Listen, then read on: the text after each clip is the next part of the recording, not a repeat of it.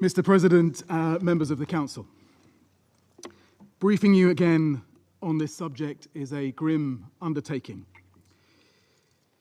Before starting, I ask you to reflect for a moment on what action we will tell future generations we each took to stop the 21st century atrocity to which we bear daily witness in Gaza. It is a question we will hear sometimes incredulous, sometimes furious, but always there for the rest of our lives. We will surely all claim to have been against it. Maybe we will say we issued a statement, or that we trusted that private pressure might work despite so much evidence to the contrary.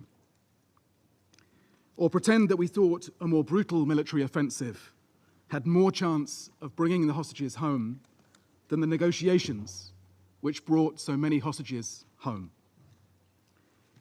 Maybe some will recall that in a transactional world, we had other priorities. Or maybe we will use those empty words, we did all we could. Mr. President, let me start with what we see and are mandated by this Council to report.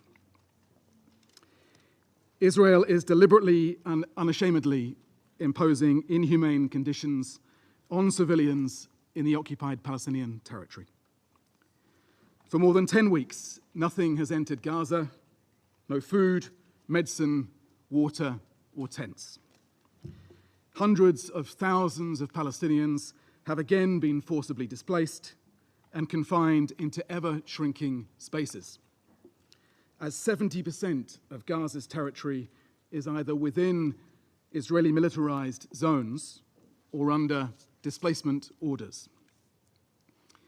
As my colleague from the FAO will explain, every single one of the 2.1 million Palestinians in the Gaza Strip face the risk of famine. 1 in 5 face starvation. Despite the fact that you have funded the food that could save them. The few hospitals that have somehow survived bombardment are overwhelmed. The medics who have somehow survived drone and sniper attacks cannot keep up with the trauma and the spread of disease. Even today, the European Gaza hospital in Khan Yunis was bombed again, with even more civilian casualties reported. I can tell you from having visited what's left of Gaza's medical system that death on this scale has a sound and a smell that does not leave you. As one hospital worker described it, children scream as we peel burnt fabric from their skin. And yet we hear that we did all we could. Mr. President, our response as humanitarians is to make a single ask of the Council. Let us work. The UN and our partners are desperate to resume humanitarian aid at scale across Gaza in line with the fundamental principles of humanity, impartiality, independence, and neutrality. We have a plan. We have shown we can deliver with tens of thousands of trucks reaching civilians during the ceasefire. We have life-saving supplies ready now at the borders. We can save hundreds of thousands of survivors. We have rigorous mechanisms to ensure our aid gets to civilians and not to Hamas. But Israel denies us access, placing the objective of depopulating Gaza before the lives of civilians. It is bad enough that the blockade continues. How do you react when Israeli ministers boast of it? Or when attacks on humanitarian workers and violations of the UN's privileges and immunities continue, along with restrictions on international and non-governmental organizations? Mr. President, this Council has adopted resolutions that demand all parties to the conflict comply with international humanitarian law and protection of civilians, including humanitarian personnel. a reminder that Israel also has clear obligations under international humanitarian law. It must treat civilians humanely, with respect for their inherent human dignity. It must not forcibly transfer, deport, or displace the civilian population of an occupied territory. As the occupying power, it must agree to aid and facilitate it. So for anyone still pretending to be in any doubt, the Israeli-designed distribution modality is not the answer. It practically excludes many, including people with disabilities, women, children, the elderly, the wounded. It forces further displacement. It exposes thousands of people to harm. It sets an unacceptable precedent for aid delivery, not just in the OPT, but around the world. It restricts aid to only one part of Gaza, while leaving other dire needs unmet. It makes aid conditional on political and military aims. It makes starvation a bargaining chip. It is a cynical sideshow, a deliberate distraction, a fig leaf for further violence and displacement. If any of that still matters, have no part in it. Mr. President, for the record, we have tried. The UN has met 12 times, and again this morning, with the Israeli authorities to discuss this proposed modality. We wanted to find a way to make it possible.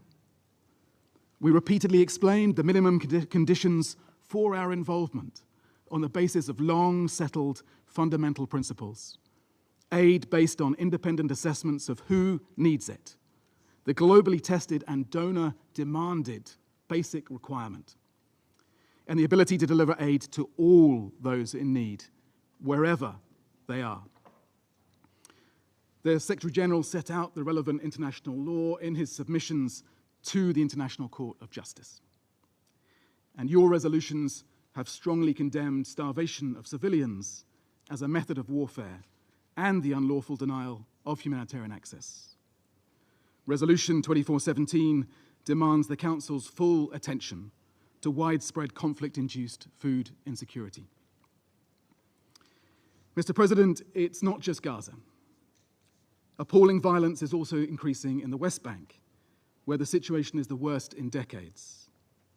The use of heavy weaponry, military methods of war, excessive force, forcible displacement, demolitions, and movement restrictions.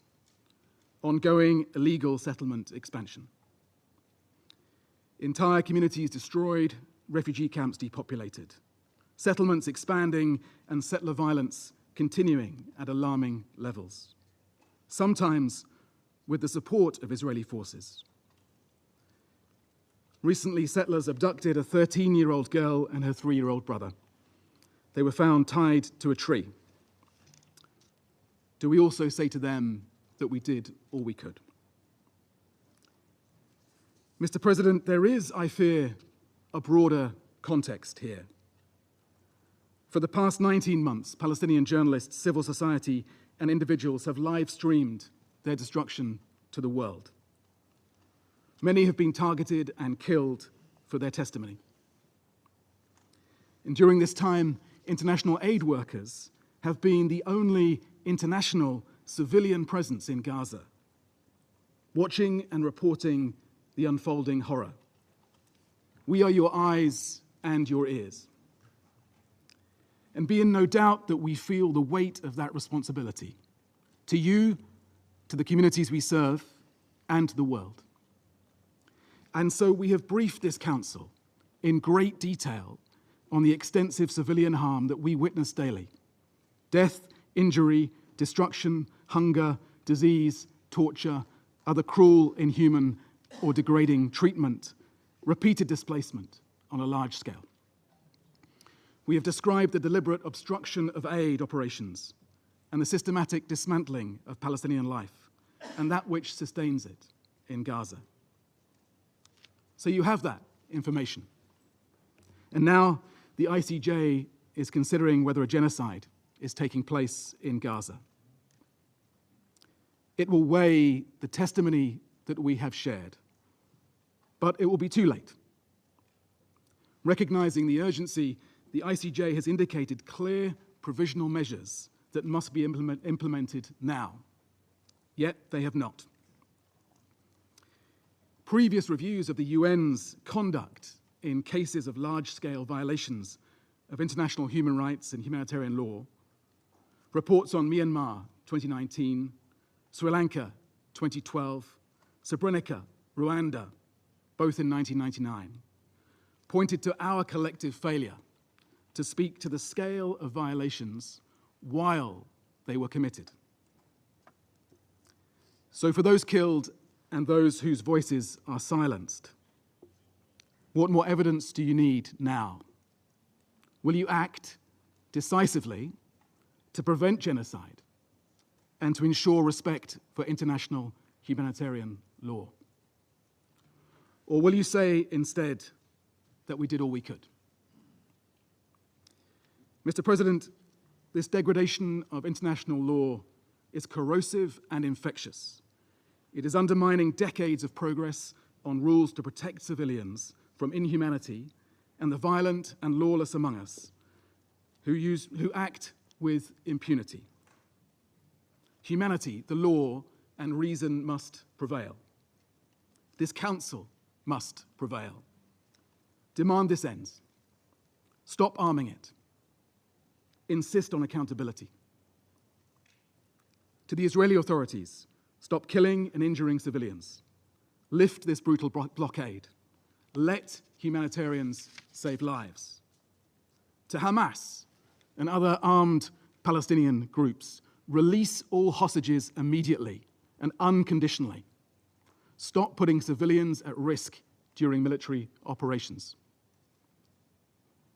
And for those who will not survive what we fear is coming, in plain sight, it will be no consolation to know that future generations will hold us in this chamber to account. But they will. And if we have not seriously done all we could, then we should fear that judgment. Thank you. I thank Mr. Fletcher for his briefing.